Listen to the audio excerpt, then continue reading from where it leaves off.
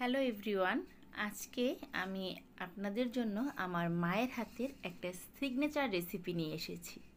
সেটা হচ্ছে আমার মায়ের হাতের ইলিশ মাছের ভাপা। এই রেসিপিটা আমার মা এত ভালো বানায় যে আমাদের বাড়ির সবাই ভীষণ পছন্দ করে। তাই ভাবলাম এই রেসিপিটা আপনাদের সাথে আমি শেয়ার করি। ইলিশ মাছের ভাপা করতে এখানে একটা ইলিশ মাছ আমি কেটে নিয়েছি। দেখুন, ইলিশ মাছের পিসগুলো ঠিক একটু পুরু করে কাটতে হবে, অর্থাৎ একটু বড় করে কাটবেন, তাতে করে ভাপাটা খেতে ভালো লাগবে। তাই একটু পুরু করে এটার স্লাইস করে নেওয়া হয়েছে। এখন এই ইলিশ মাছগুলো আমি প্রথমে কড়াইতে দিয়ে দিলাম। এর মধ্যে আমি দিয়ে দিচ্ছি সর্ষে বাটা।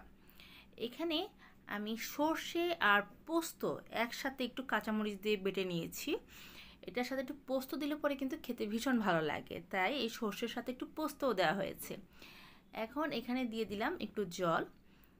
এই ভাপাতে খুব একটা কিন্তু জল দেবেন না, তাতে করে ঝোলটা খুব পাতলা হবে, একটু মাখা মাখা এটা গ্রেভি থাকবে, সেটা খেতে ভালো লাগবে।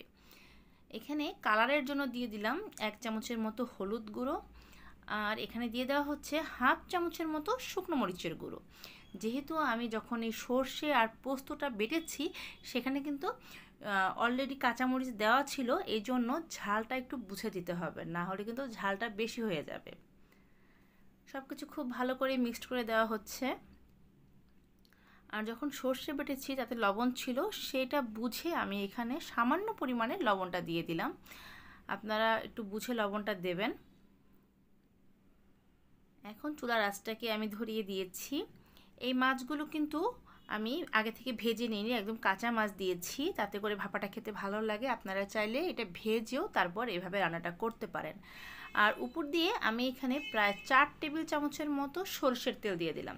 এই সরষের তেল দিয়ে ভাপা রান্না করলে আমি দেখেছি ইলিশ মাছের ভাপা খেতে বেশি ভালো লাগে।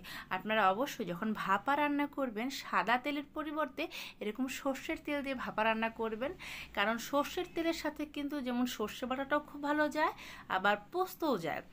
যেহেতু পোস্ত আর সর্ষেটা একত্রে বাটা হয়েছে, তাই এখানে কাঁচা সরিষার তেল দিয়ে দিলাম। আর এখানে কিছুটা সামান্য কালো জিরা আমি উপর দিয়ে ছিটিয়ে দিয়েছি। এই কালো জিরাটা খুব সুন্দর একটা ফ্লেভার আসবে। এখন সব কিছু খুব ভালোভাবে মিক্সড করে দিয়েছি। আমার এই রেসিপিগুলো যদি আপনাদের ভালো লেগে থাকে তাহলে আমার চ্যানেলটা সাবস্ক্রাইব করে পাশে থাকা যে বেল আইকনটা আছে ওটা বাজিয়ে দেবেন। আমি যখনই আমার চ্যানেলে কোনো নতুন ধরনের রেসিপি আপলোড করব, আপনি সবার আগে নোটিফিকেশন পেয়ে যাবেন। এই ভাপাটা কিন্তু গরম ভাতের সাথে খেতে ভীষণ ভালো লাগে। বিশ্বাস করুন ভিউয়ার্স, যারা ইলিশ মাছের ভাপা খেতে পছন্দ করেন তারা আমার মায়ের এই রেসিপিটা দেখে আপনারা বাসায় ট্রাই করবেন, তাহলে আপনারা নিজেই বুঝতে পারবেন যে এই রেসিপিটা খেতে কতটা টেস্টি হয়ে থাকে।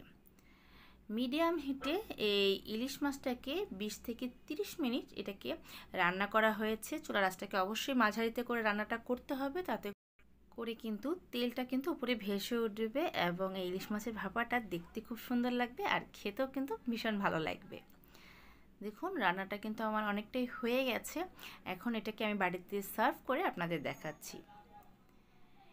এই হচ্ছে আমার ফাইনাল লুক ইলিশ মাছের ভাপা। আশা করি এভাবে আপনারা অবশ্যই বাড়িতে সর্ষে আর পোস্ত দিয়ে এভাবে ইলিশ মাছের ভাপা তৈরি করে খাবেন।